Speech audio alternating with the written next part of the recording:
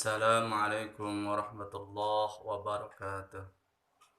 Alhamdulillah, senang sekali pagi hari ini Pak Alfian bisa berjumpa dengan kalian melalui video ini.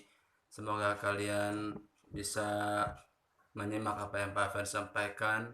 Baik, kali hari ini Pak Alfian menyampaikan materi melalui video ini, yaitu kisah keteladanan Nabi Musa alaihissalam. Nabi Musa alaihissalam dilahirkan pada zaman kesombongan yang sangat-sangat sombong sekali di dalam sejarah kehidupan manusia. Nabi Musa dilahirkan pada masa Firaun. Firaun adalah seorang manusia yang mengaku dirinya sebagai Tuhan, yang mengaku dirinya paling hebat, ya. Di zaman Nabi Musa, kekejaman, kezaliman sangat luar biasa. Pada suatu hari dia bermimpi bahwa dia seakan-akan ada api yang dahsyat yang akan membakar negeri Firaun, ya, akan membakar negeri Mesir. Api itu melahap semua bangunan rumah, gedung, dan istana Firaun kecuali bangunan milik Bani Israel yang masih utuh. Dulu Bani Israel masih agama yang paling diakui oleh Allah Subhanahu wa taala. Nah, ketika bermimpi itu, Firaun di pagi hari mengumpulkan seluruh bala tentara, seluruh orang-orang para ahli sihir, ya, ahli nujum dikumpulkan untuk menafsirkan, untuk memberikan arti apa maksud tujuan dari mimpi yang dialami oleh Firaun. Ternyata mimpi itu ditafsirkan akan lahir bayi laki-laki dari kalangan Bani Israel, dan akan lahir bayi laki-laki tersebut pada zaman Firaun berkuasa. Laki-laki itu akan menumbangkan rezim Firaun, dan laki-laki itu juga akan membawa agama tauhid yang dapat menghancurkan atau menggantikan agama Firaun. Firaun ketakutan. Lalu Firaun memerintahkan seluruh bala tentaranya untuk membunuh setiap bayi laki-laki. Ya. Jadi seorang ibu yang mempunyai bayi laki-laki di zaman dulu takut sekali, karena kalau ketemu tentara Firaun langsung dibunuh. Ada sosok yang bernama Yokabad. Yokabad itu mempunyai anak laki-laki, ya, bayi laki-laki itu bernama bernama Musa alaihissalam. Maaf, ya, bernama Musa alaihissalam. Bayi itu dihanyutkan, ya, karena saking takutnya anaknya dibunuh, bayi itu dihanyutkan, ya, oleh Yokabad. Nah, kekejaman Firaun ini ada di dalam surat Ibrahim ayat 6. Allah berfirman, وَيَذْبِحُونَ أَبْنَاءَكُمْ وَيَسْتَحْيُونَ نِسَاءَكُمْ. Bayi laki-laki dibunuh, ya, bayi perempuan dibiarkan hidup. Nah, itu sejarah yang sangat luar biasa. Di zaman kesombongannya Firaun, ya, laknatullah.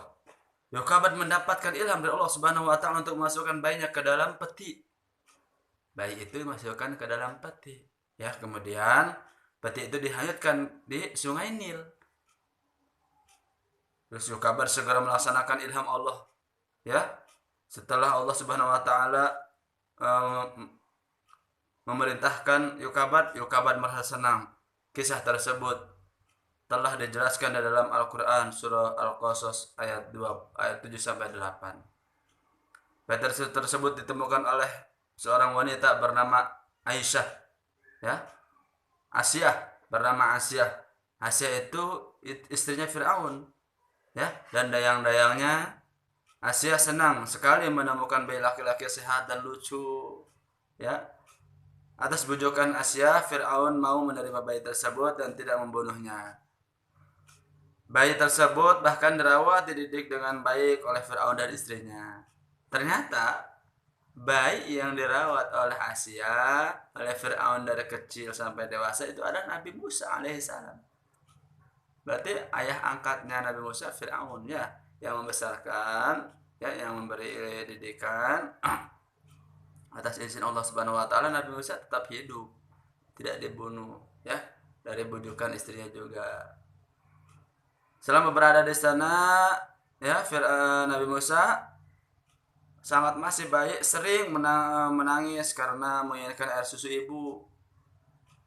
Banyak perempuan didatangkan oleh Firaun untuk menyusui Nabi Musa, namun Musa tidak mau menyusu. Dengan takdir Allah Subhanahu wa taala, Nabi Musa akhirnya disusui oleh ibu kandungnya sendiri. Tuh, ternyata dipilih perempuan, ya, setiap kampung untuk menyusui Nabi Musa. Ternyata ada ibunya.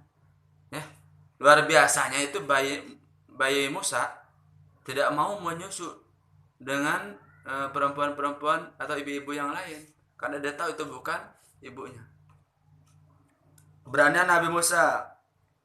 Ketika Nabi Musa alaihissalam, ya, berusia 18 tahun, Nabi Musa melihat dua laki-laki sedang berkelahi. Seorang keturunan Bani Israil, ya, dan seorang keturunan Kipti, ya. Kipti itu keturunan Firaun. Pada saat itu orang Kipti yang bersalah, sehingga Nabi Musa membela, ya, membela orang Bani Israil, dibela tuh. Nah, terus orang Kipti tersebut tidak terima, marah, sehingga dia memukul Nabi Musa sehingga dipukul oleh Nabi Musa hingga mati. Nabi Musa menyesal dan memohon ampun kepada Allah Subhanahu wa taala atas kesalahannya. Orang Kipti marah, kesal, berantem, dipukul sama Nabi Musa, mati. Nabi Musa minta maaf sama Allah Subhanahu wa taala, minta ampun atas kesalahannya telah membunuh orang. Berita terbunuhnya orang Kipti, ya, terdengar oleh Firaun. Firaun pun marah dan memerintahkan tentaranya untuk menangkap dan membunuh Nabi Musa. Mengetahui hal itu, Nabi Musa pergi meninggalkan Mesir dan sampai ke negeri Madian. Ya, sampai ke negeri Madian. Di sana Nabi Musa bertemu dengan Nabi Shu'aib, dan Nabi Musa menceritakan kejadian tentang dirinya.